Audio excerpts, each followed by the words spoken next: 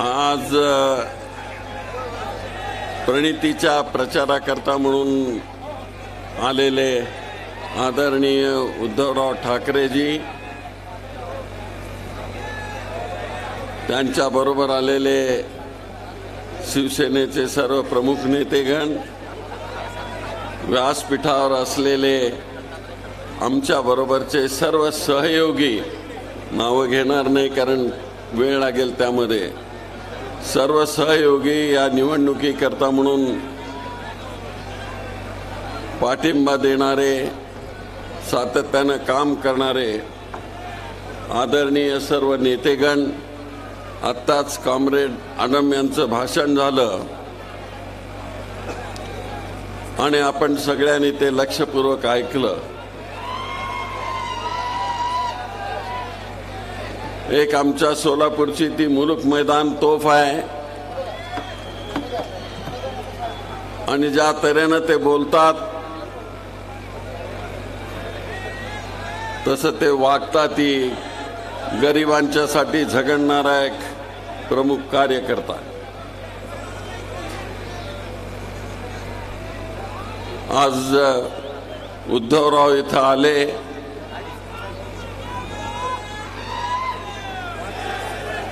आज मला बाळासाहेबांची आठवण येते की बाळासाहेब असते, दुर्दैवानं आज ते आपल्यामध्ये नाही आहेत, पण त्यांचा आशीर्वाद प्रणिती करता सदैव राहिलेला आहे, आमच्या फॅमिली करता राहिलेला आहे. आणि त्यांचे चिरंजीव आज आमचा अलायन्स झाल्यामुळं ते इथं आले. मला आठवतं, मी जेव्हा निवडणुकीला उभा होतो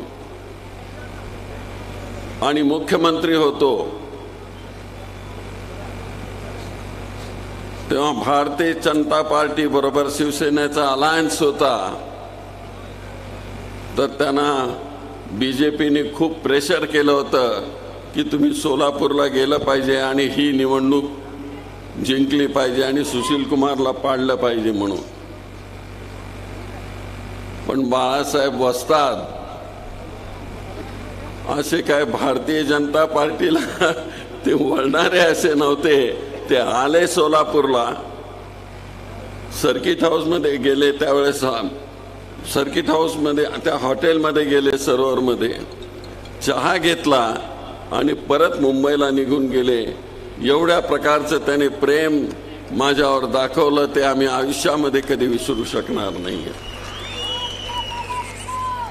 बाळासाहेब दिलेला शब्द कधी खाली पडू देत नव्हते. तसंच उद्धवरावांचं आहे, काही फरक नाही. एकदा शब्द दिला म्हणजे दिला. आणि ह्या आमच्या सगळ्या भारतीय राजकारणामध्ये आम्ही जे एकत्रित आलो ते या देशाची लोकशाही वाचवण्याकरता म्हणून आम्ही एकत्रित आलो.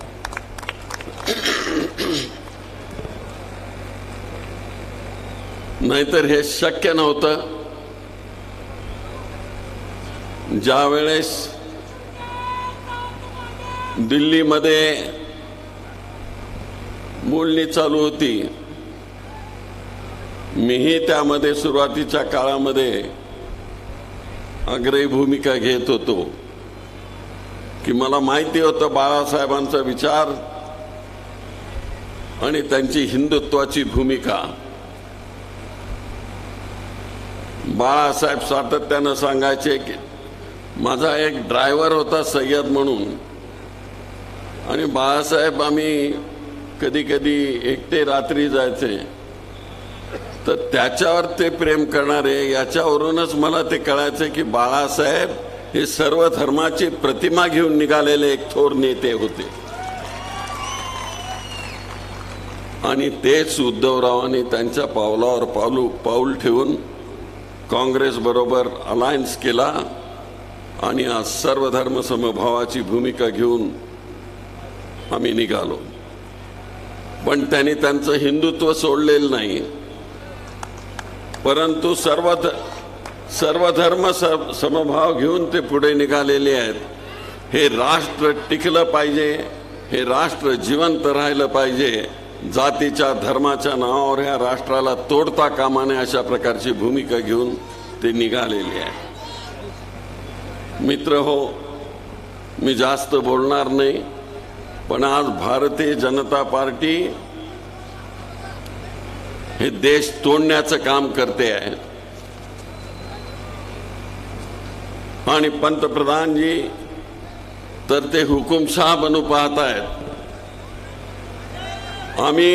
आम्ही लोकशाही टिकवण्याचा प्रयत्न करतो. ज्या भारतीय सत्तेने, ज्या भारतीय आमच्या सगळ्या काँग्रेसने लोकशाही मिळवून दिली, देशाला स्वातंत्र्य मिळवून दिलं आणि बाबासाहेब आंबेडकरांना घटना लिहिण्याकरता म्हणून त्यानं प्रवृत्त केलं आणि त्यांनी घटना लिहिली, सेक्युलर स्टेटस या देशाला दिलं आणि सर्व धर्म, हिंदू असो, मुसलमान असो, ख्रिश्चन असो, बौद्ध असो, ह्या सगळ्यांना एकत्रित राहून या देशाची सेवा करण्याकरता म्हणून त्यांनी प्राधान्य दिलं.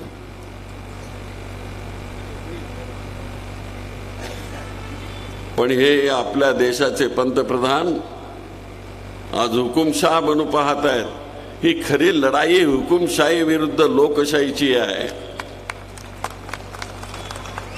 आणि मला माहिती आहे, सोलापूर हे स्वातंत्र्य मिळवणाऱ्यांचं गाव आहे. हे स्वातंत्र्य मिळवण्याची भूमी आहे. इथं देशाकरता रक्त सांडलेल्या लोकांची भूमी आहे. आणि म्हणून इथं आम्ही कुठल्याही परिस्थितीमध्ये हुकुमशाही येऊ देणार नाही आणि आमच्या पंतप्रधानांची इच्छा पूर्ण होऊ देणार नाही.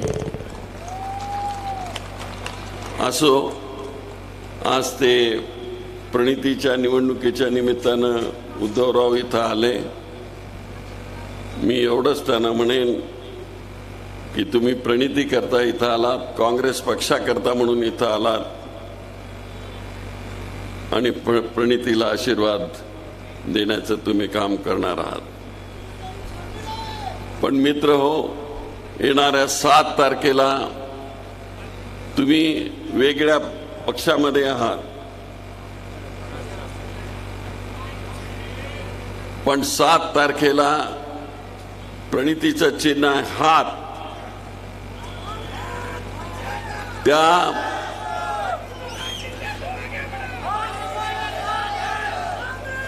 त्या हातावर बटन दाबायचं आणि प्रणितीला सांगायचं. बंधुप्रेम न्यूज चॅनलला लाईक, सबस्क्राईब व बेल आयकॉन दाबायला विसरू नका. धन्यवाद.